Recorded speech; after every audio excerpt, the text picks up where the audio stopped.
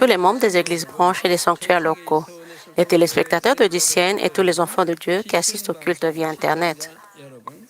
본문에 나온 하나님의 아들들은 에덴 동산에 살고 있는 아담의 남자 Dans ce verset biblique, les fils de Dieu désignent les descendants d'Éden dans le deuxième ciel. 그들 중 일부가 아담을 따라 Certains de ces hommes descendirent d'Éden et s'établirent sur la terre. 그들은 이 땅에 정착한 후 Ils épousèrent les filles de cette planète selon les préceptes divins, et leurs enfants furent appelés les géants. 동산에서와 같이 하나님께서 Mais tous ne suivirent pas la voie de Dieu. 결혼하고 Certains fils d'Adam ne s'arrêtèrent qu'à la beauté extérieure. Ils choisirent des épouses simplement par goût, sans se soucier des commandements de Dieu. 동산에서 온 하나님의 아들들 중에서 사람의 딸들의 De ces unions naquirent des enfants qui devinrent de vaillants guerriers, des hommes illustres de l'Antiquité. 삼은 이들이 있었지요. 하나님의 아들 Les fils d'Adam venus d'Éden n'étaient pas des êtres pleinement spirituels. 이들에게서 태어난 자녀들이 Ils étaient des âmes vivantes, mais pas des esprits complets. 에덴 동산에서 사는 생명의 존재들은 온전한 영이 아닙니다. 인간 경작을 받은 것도 아니고 그냥 생명이지 온전한 영이 아니란 말이에요. Certains des fils d'Adam, descendus d'Éden, commencèrent à succomber à l'influence de la chair. 얻을 수 있는 존재들이지요. 에덴 동산에서 내려온 Avec le temps, 일부는 ils suivirent leurs désirs et prirent pour épouses des femmes, des filles, des hommes. 이 땅의 여인들을 취해 나갔습니다. En faisant des allers-retours entre Éden et la terre, ils perturbèrent l'ordre du monde spirituel. 산을 오고 감으로 인해 영계의 질서도 어지럽혀지는 결과를 낳았지요. Chers frères et sœurs en Christ, quelle leçon pouvons-nous tirer de cela? Nous apprenons la nature du péché. 바로 죄의 속성을 깨달을 수 있습니다. Galates 5, 9 dit, 9절에 보면 un peu de levain fait lever toute la pâte. 성경에서는 잘못된 Dans les Écritures, le levain est souvent utilisé comme image des faux enseignements ou des désirs pécheurs. 교회에서도 오직 바리새인과 사두개인들의 누룩을 Jésus nous a avertis dans Matthieu 16, 11, « Gardez-vous du levain des pharisiens et des sadducéens. » 죄의 속성이 바로 이와 같지요. Une petite quantité de levain suffit à faire lever toute la pâte. Le péché agit de la même manière. 취하자 육의 Les habitants d'Éden étaient des âmes vivantes, non des esprits parfaits. En choisissant librement la chair, ils se sont corrompus. Ils ont ainsi entraîné les hommes terrestres encore plus rapidement dans le péché. C'était comme du levain qui se répandait dans toute la pâte. 생명이었던 그들 Si même les âmes vivantes d'Éden ont pu tomber dans le péché, combien plus facilement les êtres de chair et d'os peuvent-ils y succomber? 물들 수 있겠습니까? 또한 베드로전서 5장 8절에 보면 너희 대적 마귀 La Bible nous avertit dans 1 Pierre 5, 8, « Soyez sobres, veillez. Votre adversaire, le diable, rôde comme un lion rugissant, cherchant qui il dévorera. » 근신하며 영으로 깨어 있어야 합니다. 더더욱 Nous devons toujours rester vigilants et spirituellement éveillés. 그래서 여러분이 Le monde d'aujourd'hui est rempli de péchés. Si nous baissons notre garde, ne serait-ce qu'un instant, nous pouvons facilement succomber à la tentation. 사기의 덫에 걸릴 수 있죠. Après avoir de nouveau cédé à l'égoïsme, nous risquons de nous retrouver pris au piège de la tromperie du diable. 가진 사람들 La plupart des personnes qui se font arnaquer le font parce qu'elles n'ont pas renoncé à leurs désirs égoïstes et à leur avidité. 하나도 없는 거예요. Si vous êtes libre de ces désirs, vous n'avez aucune raison de vous faire arnaquer et vous ne transgresserez en aucun cas la loi de Dieu. 벗어나서 불법을 행하면서도 Il est facile de céder 그 결과 à l'audace et de commettre des actes illégaux, mais les conséquences sont assurément désastreuses. 힘들다 느낄 때 De plus, lorsque l'on se sent seul ou en difficulté, on peut facilement tomber dans les pièges du diable qui cherche à exploiter ses sentiments. 믿는 분들이요 외롭다. Nous les croyants, pourquoi parlons-nous de solitude? Réfléchissez-y, c'est impossible. 시간이 어디 있어요? Où trouver le temps d'être seul? Si nous avons du temps, nous devrions prier, évangéliser, visiter les autres et sauver des âmes. 시간 있으면 말씀 보고 시간 있으면 말씀 Si nous avons du temps, nous devrions lire la parole de Dieu, nous armer de ce que nous avons entendu, 직장이든 할 일도 하고 regarder du ciel 믿음 분량 키우기 위해서 얼만큼 열심히 et nous occuper de nos propres affaires, 외로울 시간이 어디 있고 qu'elles soient 외롭게 d'ordre 어디 profane 있습니까? ou professionnel.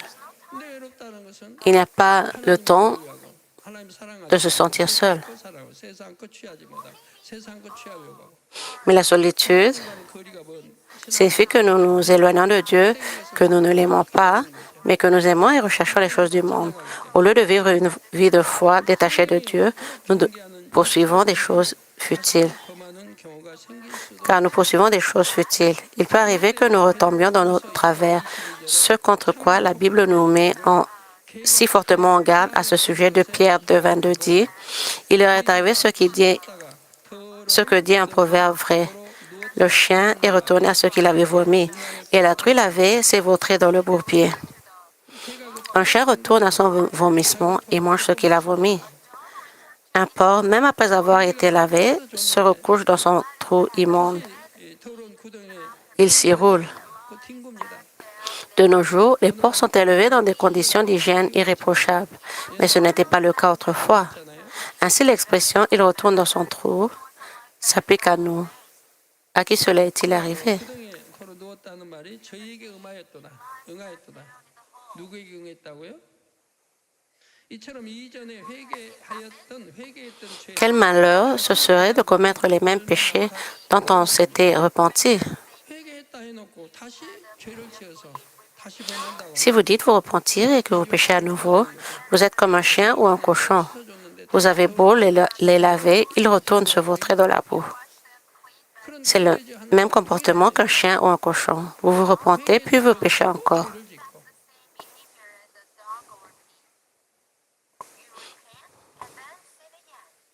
죄를 짓고 또 사람 사이에 이른 번에 Entre les hommes, le pardon est accordé 70 fois 7 fois.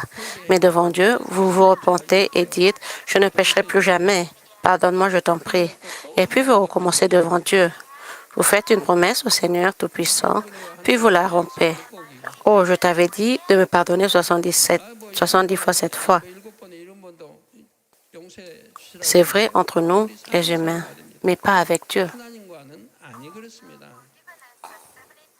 Pour recevoir à nouveau la grâce, nous devons lutter et nous repentir avec un cœur brisé.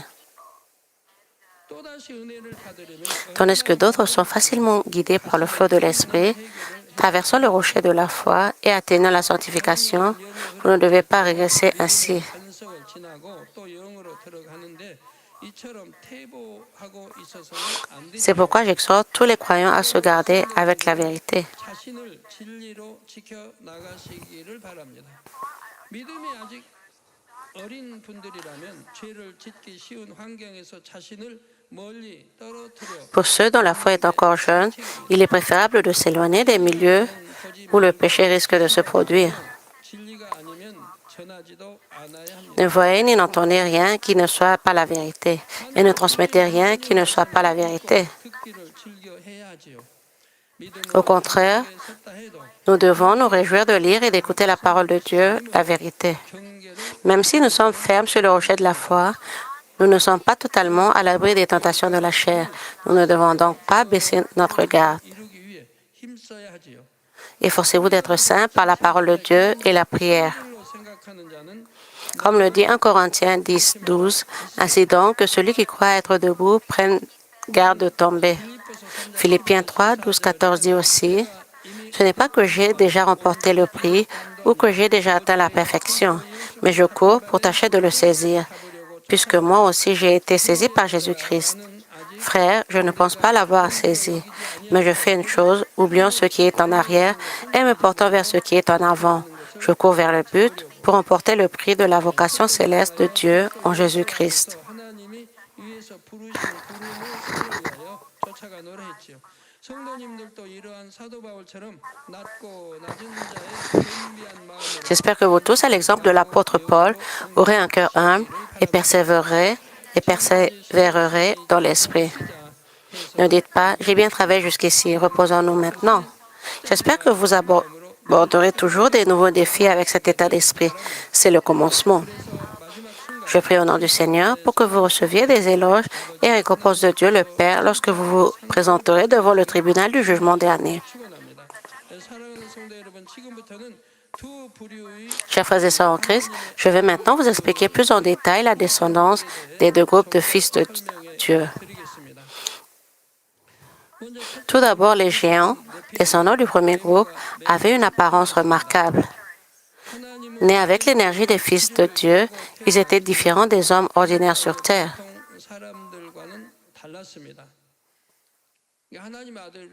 Quand nous disons fils de Dieu, nous ne les comparons pas, par exemple, à Jésus-Christ, notre Seigneur. Ce sont des fils de Dieu. Ce sont les fils que Dieu appelle en leur donnant une âme vivante.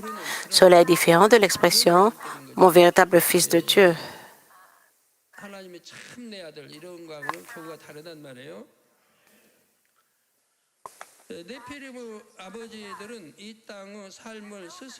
Bien que les pères des géants avaient choisi cette vie sur terre, ils n'étaient pas profondément corrompus par la chair.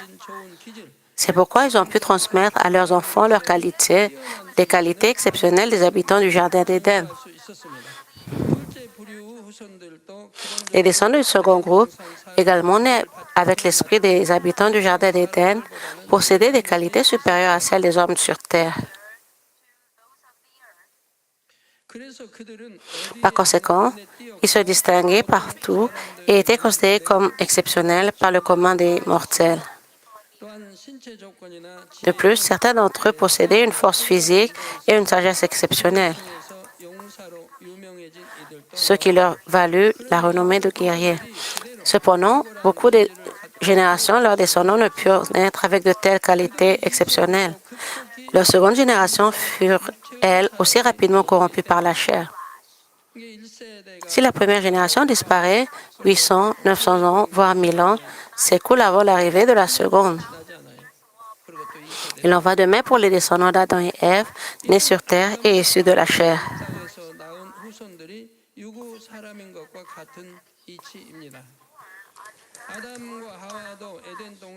Adam et Ève étaient des êtres vivants dans le Jardin d'Éden, mais après leur péché, leurs descendants naquirent eux aussi de la chair.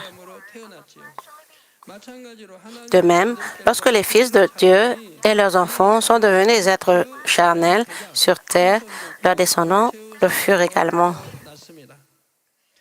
Les bonnes qualités héritées des fils de Dieu se mêlèrent à la nature humaine et devinrent ordinaires.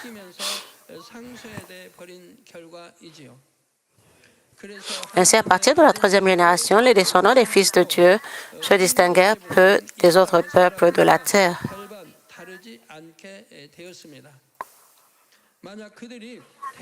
S'ils étaient nés avec des dons exceptionnels, la terre serait devenue leur monde. Ils auraient été si remarquables qu'on les aurait appelés guerriers illustres, régnant sur les peuples de la terre.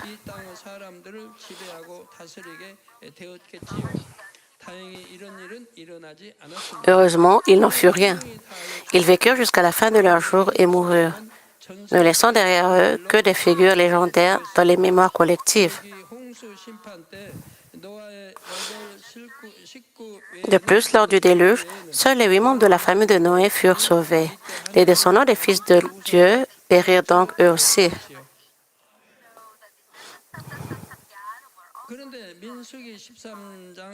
Cependant, dans Nombre 13, 33, 10 des 12 espions rapportèrent avoir vu apparaître et nous y avons vu les géants. Et, c'est-à-dire au pays de Canaan, plus précisément à Hébron, également appelé Kirjath Arba. Nous y avons vu les géants, enfants d'Anak, de la race des géants. Nous étions à nos yeux et à leurs comme des sauterelles.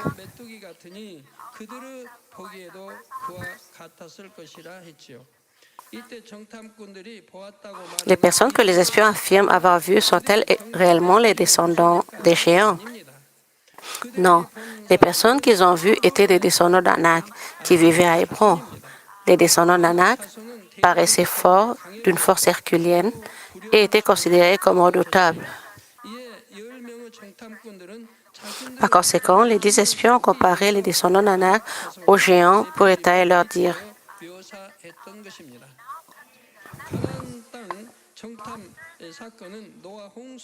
L'espionnage de Canaan eut lieu environ 1000 ans après le déluge. Pourtant, le souvenir des géants demeura vivace et se transmit oralement. 육성들로 사람이 다시 번성할 때 구전되었던 것이지요. Chers frères et sœurs en Christ, les géants ne causèrent aucun trouble lorsqu'ils vécurent sur terre. 일으키지 않았습니다.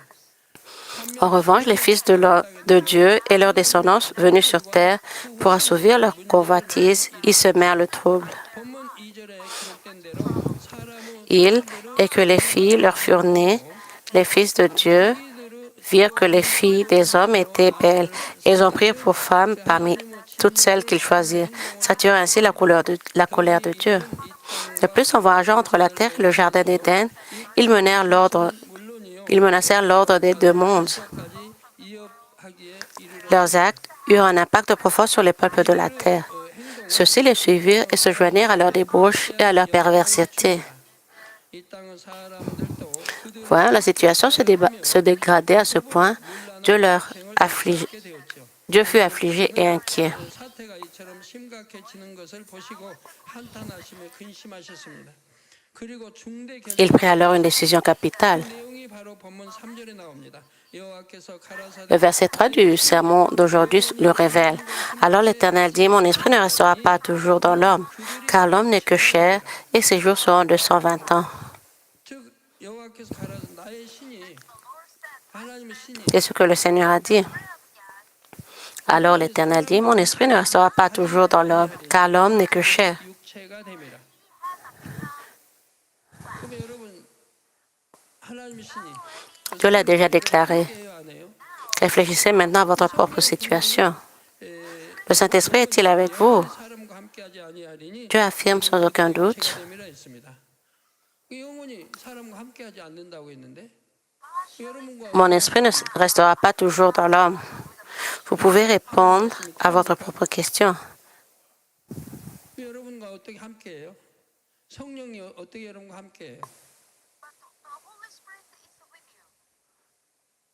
Sa déclaration comporte une condition. 여호와께서 가라사대 말씀하시기를 나의 신이 영원히 Alors l'Éternel dit, mon esprit ne restera pas à toujours dans l'homme, car l'homme n'est que chair. 육체가 Cela signifie qu'il ne sera pas éternellement avec les hommes charnels. Et vous, êtes-vous un homme charnel ou non?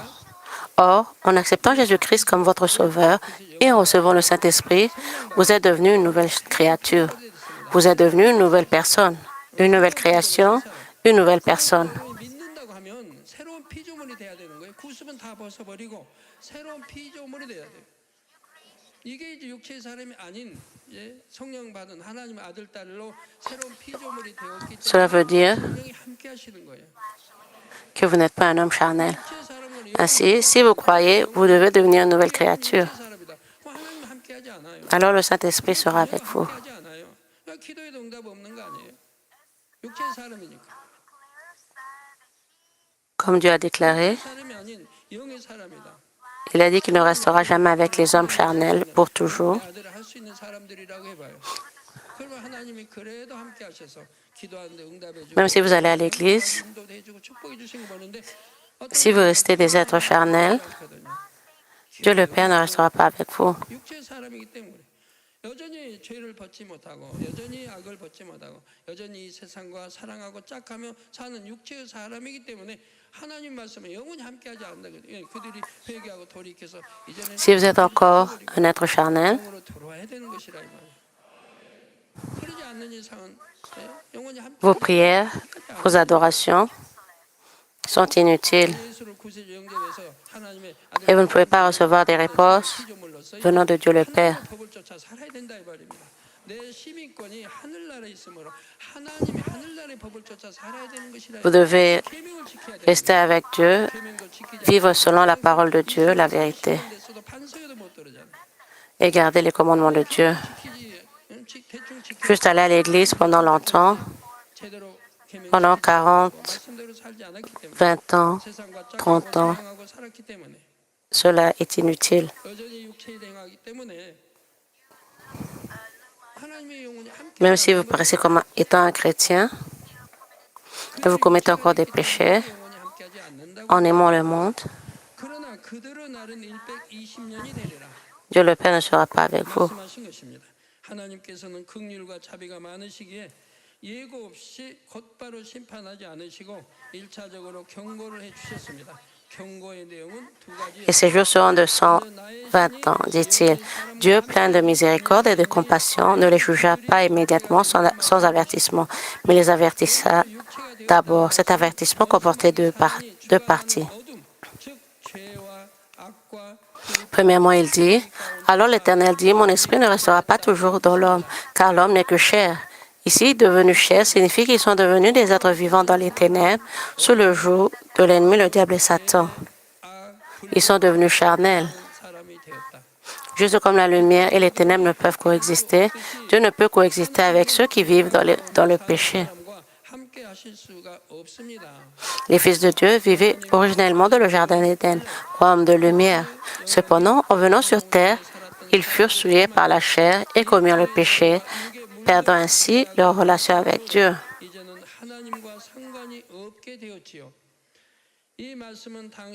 Ce verset s'appliquait également à ceux qui vivaient sur terre à cette époque. Dieu déclara qu'il ne restera pas toujours dans l'homme, à ceux qui sont devenus charnels.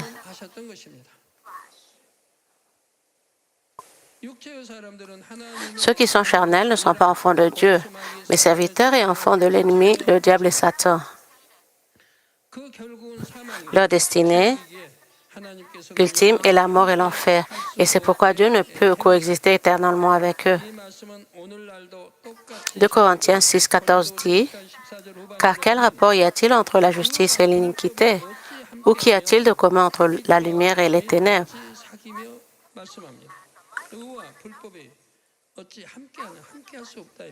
Comment la justice pourrait-elle coexister avec l'iniquité? Comment la lumière pourrait-elle être en communion avec les ténèbres? Dieu est lumière et il n'y a point en lui de ténèbres. Comme 1 Jean 1, 5 dit, c'est que Dieu est lumière et qu'il n'y a point en lui de ténèbres. Pouvons-nous dire que ceux qui se disent fils de Dieu vivent dans les ténèbres? Pouvons-nous dire qu'ils sont fils de Dieu et citoyens du ciel?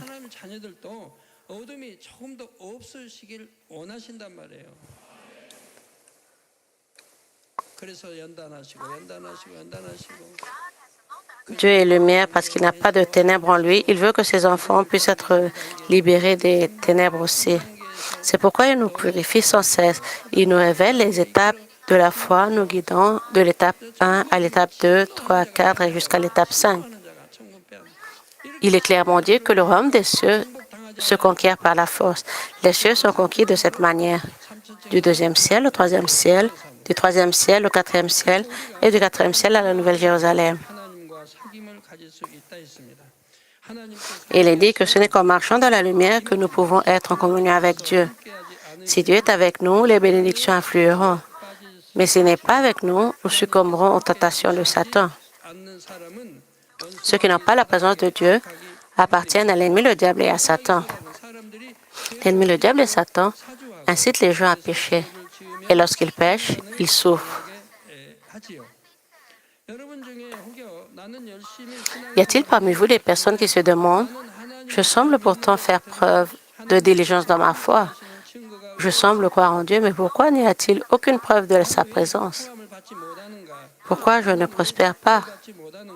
Pourquoi ne suis-je pas béni? » J'espère que vous trouverez la réponse dans le sermon d'aujourd'hui. Si vous marchez dans la lumière, Dieu sera assurément avec vous. Si vous marchez dans la lumière, Dieu dit, « Je dois être avec toi. » Si Dieu n'est pas avec vous, c'est que vous ne marchez pas dans la lumière.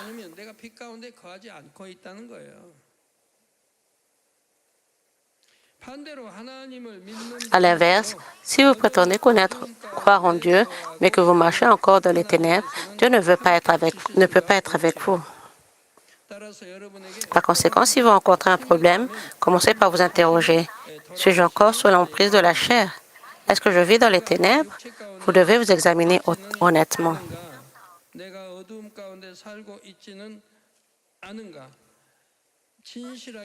1 Jean 1,6 dit, « Si nous disons que nous sommes en communion avec lui et que nous marchions dans les ténèbres, nous mentons et nous ne pratiquons pas la vérité. » 아니함 이거니와 말씀하였습니다.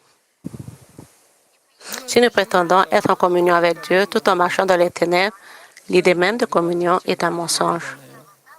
여러분이 빛이신 하나님 말씀대로 살지 않으면 아무리 Si vous ne vivez pas selon la parole de Dieu, qui est lumière, peu importe combien vous répétez « Moi aussi je crois en Dieu » ou « Je suis assidu dans ma vie religieuse », c'est inutile.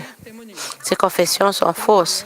Cependant, si vous vivez véritablement dans la lumière, Dieu sera avec vous et vous bénira assurément. 반드시 축복을 주십니다.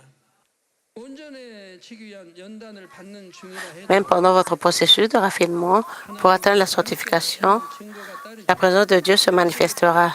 Joseph en fut un exemple. 요셉은 나무집에서 종살이를 할 때도 Même lorsqu'il était esclave, accusé à tort et emprisonné, Dieu était avec lui. 주셨습니다. Il l'a guidé même vers le succès. Dieu a fait prospérer tout ce qu'il entreprenait, si bien que même ceux qui l'entouraient et qui ne croyaient pas en Dieu pouvaient clairement le ressentir. 형통케 하셨지요. 그런데 옥에 갇힌 것도 아니요. Mais existe-t-il des personnes qui, bien que n'étant ni emprisonnées ni réduites en esclavage, luttent contre toutes sortes d'épreuves et vivent dans des difficultés constantes? Si tel est le cas, vous devez réaliser à quel point suis-je éloigné de l'esprit, moi, un être charnel. Il y a des milliers d'années, Dieu a déclaré « Je ne demeurerai jamais avec un être charnel ». Si vous demeurez encore de la chair, Dieu ne peut être avec vous. Chers frères et sœurs en Christ, Dieu a dit que ceux qui sont devenus charnels dans la seconde partie du verset 3, et ces jours seront de 120 ans. Une traduction littérale serait « Ils ne vivront que 120 ans ».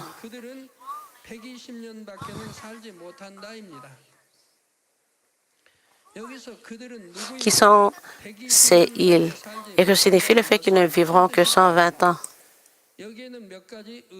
Il y a plusieurs interprétations possibles. À cette époque, les fils de Dieu qui convoitaient les filles des hommes et les prenaient pour femmes faisaient des allers-retours entre le jardin d'Éden et la terre. Cependant, après que Dieu eut déclaré « Et ces jours seront de 120 ans », ils ne purent plus retourner au jardin d'Éden. Dieu les a empêchés de perturber davantage l'ordre de ce monde et du royaume spirituel.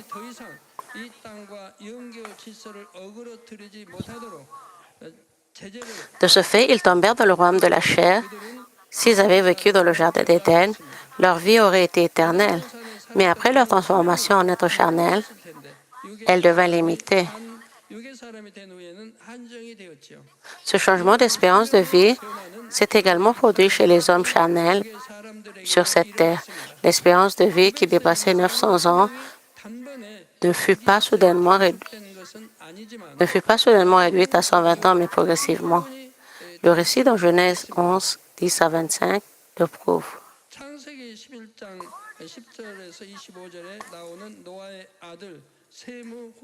Sem vécut 600 ans, puis Arpachad 438 ans, puis Shelah 433 ans, puis Héber 464 ans, puis Péleg 239 ans, puis Réhu 239 ans, puis Sérug 230 ans, et enfin Nacor 148 ans. L'espérance de vie diminua inexorablement. L'espérance de vie moyenne était supérieure à 900 ans, mais après Noé, elle continua de diminuer.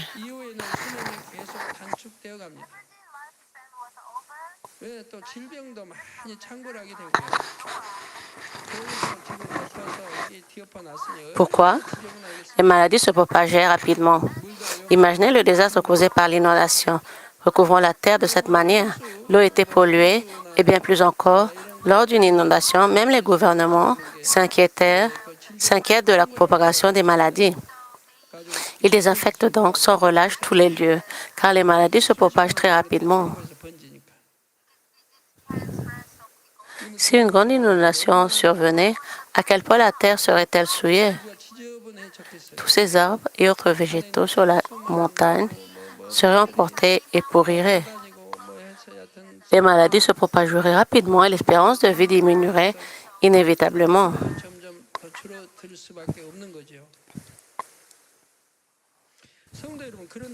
Chers frères et sœurs en Christ, l'affirmation « et ces jours seront de 120 ans » recèle une autre signification importante.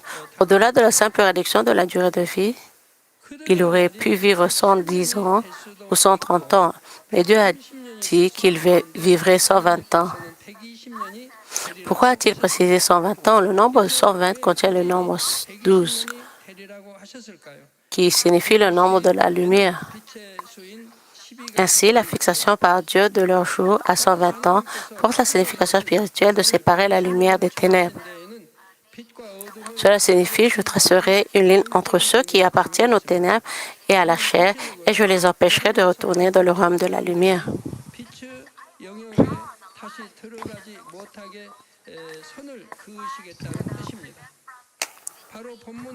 Autrement dit, les fils de Dieu du verset 2 ne devaient plus retourner au jardin d'Éden. De plus, pour ceux qui vivaient sur cette terre, les 120 ans dont Dieu a parlé symbolisent une période de grâce avant leur jugement.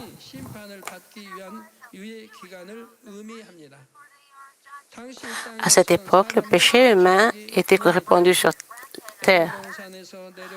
À cause de ceux qui étaient descendus du jardin d'Éden et qui pouvaient agir de manière désordonnée, les habitants de cette terre devinrent encore plus dépravés. Dieu savait que la méchanceté des habitants de cette terre continuerait de croître. Dieu savait qu'ils finiraient par atteindre le point où ils seraient jugés. Il a exprimé la période de grâce avant le jugement comme un nombre de 120 ans. Cependant, cela ne signifie pas que le jugement surviendrait exactement 120 ans plus tard. Les 120 ans représentent une période symbolique de grâce jusqu'à ce que le mal soit jugé. On trouve d'autres exemples de la Bible où Dieu préfigure encore cette période de grâce.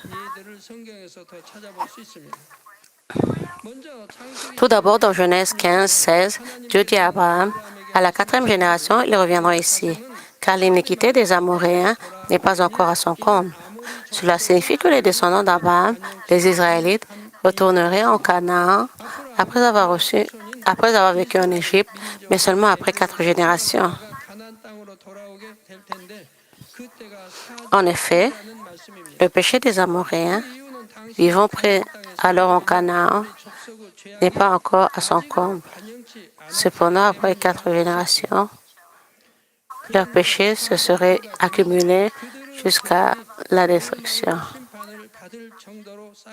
Dieu, connaissant précisément ce qui allait arriver, accomplit sa providence avec justice. Les 120 ans dont parle Dieu dans le contexte constituent un cas similaire. Le jugement divin était inévitable, mais un temps de grâce le précédait. Dieu n'a pas attendu que le mal atteigne son paroxysme. Il ne se réjouit pas de la destruction.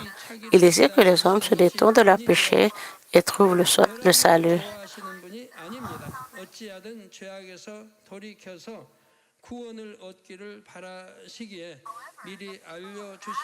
Or, les hommes de cette époque ont ignoré l'avertissement initial de Dieu et ont persisté dans le péché. C'est pourquoi ils ont finalement subi le jugement du déluge.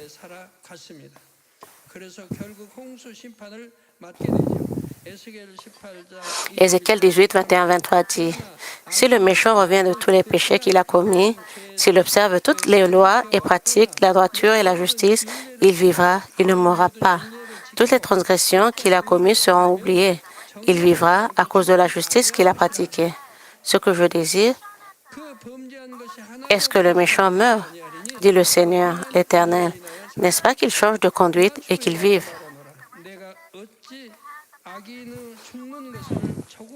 Comme Dieu l'a dit, si les habitants de cette époque avaient écouté son avertissement et s'étaient sincèrement repentis, ils auraient pu avoir une chance d'être sauvés.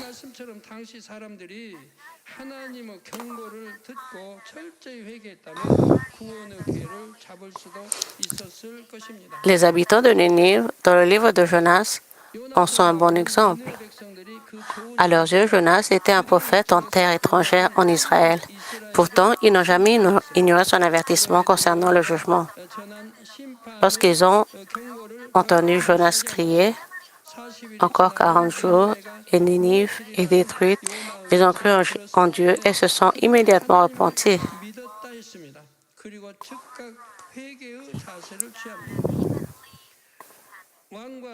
Le roi et ses officiers et tout le peuple jeûnèrent, même leurs troupeaux. Ils implorèrent ardemment l'Éternel, se détournant de leur mauvaise voie et de la violence.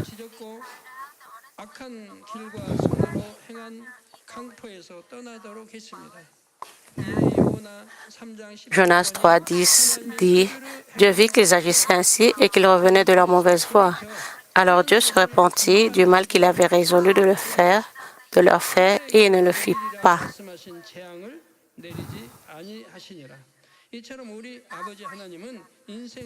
Ainsi, notre Dieu le Père est un être qui chérit et aime l'humanité.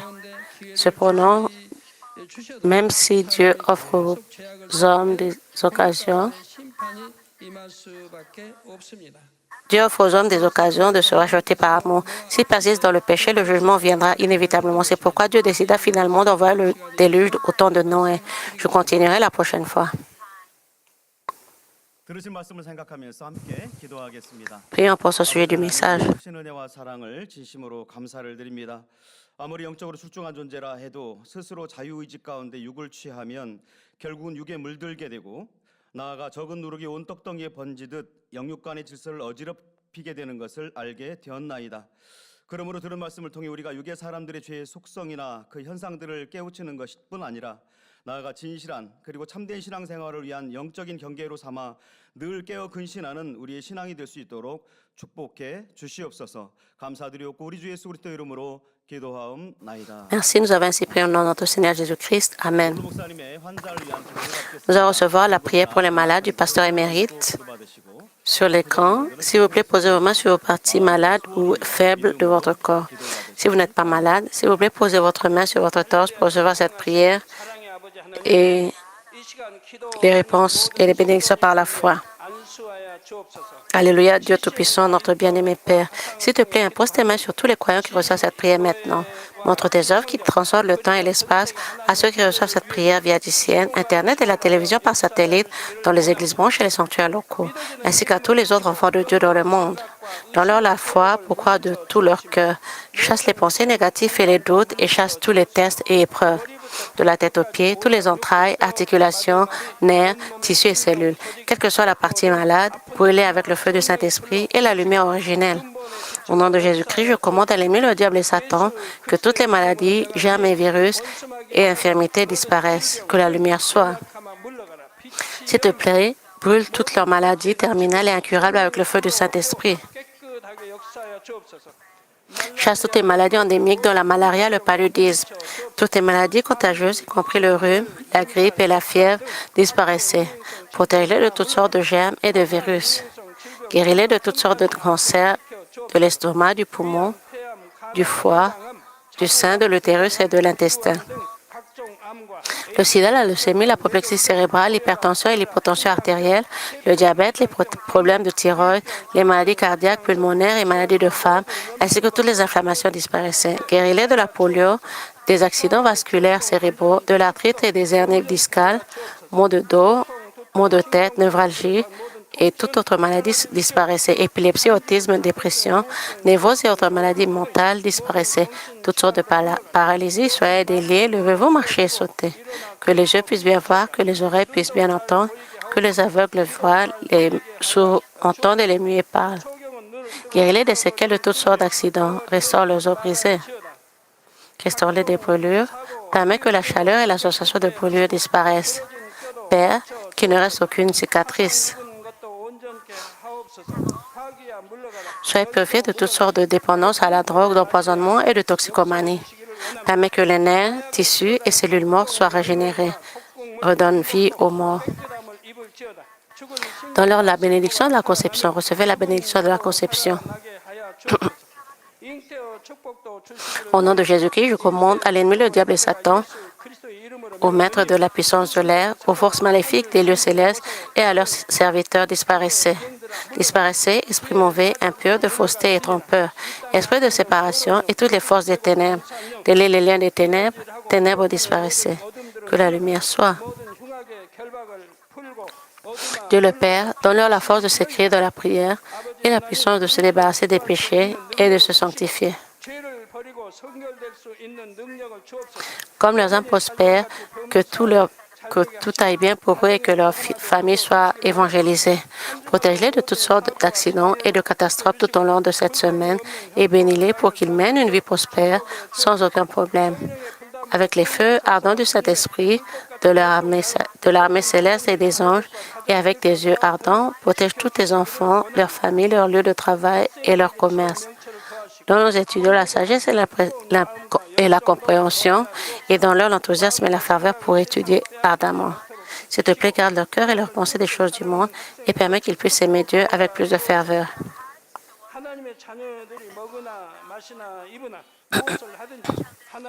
Que tes enfants mangent, boivent ou quoi qu'ils fassent, permets qu'ils puissent le faire en vivant une vie qui te glorifie, Dieu le Père. Qu'ils soient capables de témoigner du Dieu vivant en disant « J'ai rencontré et expérimenté Dieu et j'ai reçu ses réponses et ses bénédictions. » Dieu notre Père, merci. Sois glorifié toi seul. Au nom de notre Seigneur Jésus-Christ, je prie. Amen.